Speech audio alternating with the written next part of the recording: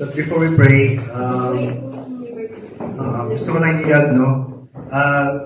Dito sa church, this is not a one-man ministry. Yes. Okay? Kung ano yung talent mo, sabi ko last Sunday, kung naalala niyo, sa Panginoon walang aksidente. Yes. Okay? Nangyayari lahat with a purpose. Dinala ka ng Diyos dito. Alam niyo, hindi tayo pwedeng pumili kung kapag ikaw ay anak ng Diyos, hindi naman talaga tayo ang pumipili. Dito ako sa church na dito. Yes. Ang Diyos na nagbigay, nagdala sa iyo dito. Okay? At dahil dinala ka ng Diyos dito, gusto ng Diyos na magamit ka dito. No? Ang church, kung pag-aaral sa Bible, ay body. Okay? Body, hindi ang pastor ang head, kundi si Kristo. Okay? Ang church ay body of Christ. Bawat body, yung katawan natin, kanya-kanyang may function. Okay? Sabi nga po sa Paul, ang tenga, hindi niya pwede sabihin, hindi ako ang mata, hindi ako importante sa katawan. So, alam niyo po, mga ministro po noon, nasa church kami, ako po yung tagahugas ng plato. Okay? Mahalaga ministro yun. Bakit? Kung wala ako, hindi sila makakakain. Kaya kahit ano ministro, alam mo sa church, may kanya-kanyang panawagan, may tinawag sa ganyan, magaling sisi sa ganyan. May tinawag sa pag-design dito. May ibang tinawag sa ganyang mga technology. May ibang, alam niyo po ba, pati yung pagbibigay ay panawagan din. Yes. Okay, may mga tao talagang kahit alam nila na sasapat na yung kanila, pero dahil may panawagan sila, may gifts sila ng pagbibigay, may mga tao pong gano'n. No? At maging pag-upo dyan, panawagan ng Panginoon. Kasi kung wala ka, mag-uupo dyan, wala makikinig. No? So, ang gusto ko lang sabihin, ang bawat isa sa atin dito ay mahalaga. Okay, mahalaga, hindi dahil kailangan tayo ng Diyos, kundi para sa ikalalago ng gawain ng Panginoon.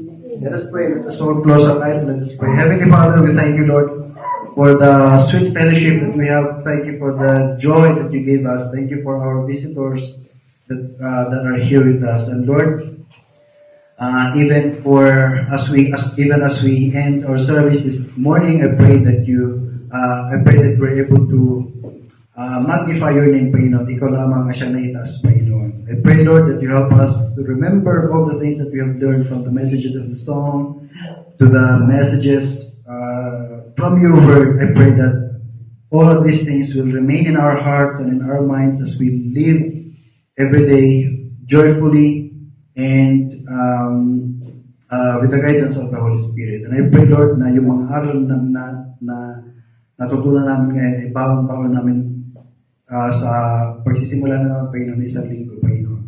I pray for this brethren, Panginoon, that you continue to guide them, all of them has work. I pray that you give them wisdom as they do their task, Panginoon, maging good workers sila, makita ng kanilang mga amo, Panginoon, na sila ay tunay na Kristiyano sa pamamagitan ng pagtatrabaho ng maayos. Lord, salamat po. Salamat din sa dalawang kapatiran na nagbi-birthday. I pray for their good health. I pray that you continue to give them more strength and more life, Panginoon, na magamit po sa ministry. Bless them, bless their work, bless their ministry here, Panginoon.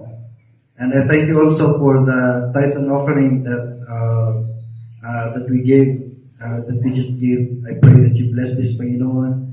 Ito, Panginoon, ay magamit sa pagbabayad ng rent dito at magamit, Panginoon, sa paglago, Panginoon, ng inyong gawain, Panginoon.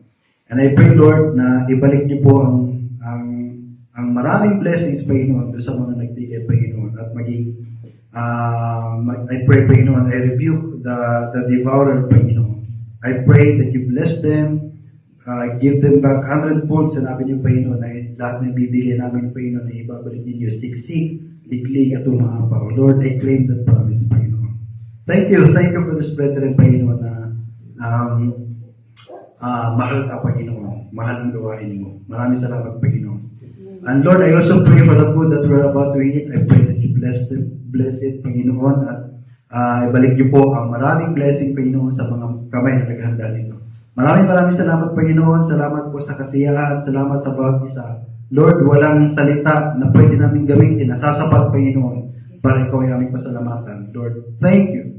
Thank you, Lord. Thank you so much. Maraming salamat, Panginoon. At lahat na ito ay aming dinadalangin at pinapasalamatan sa matamis na pangalan ni Jesus.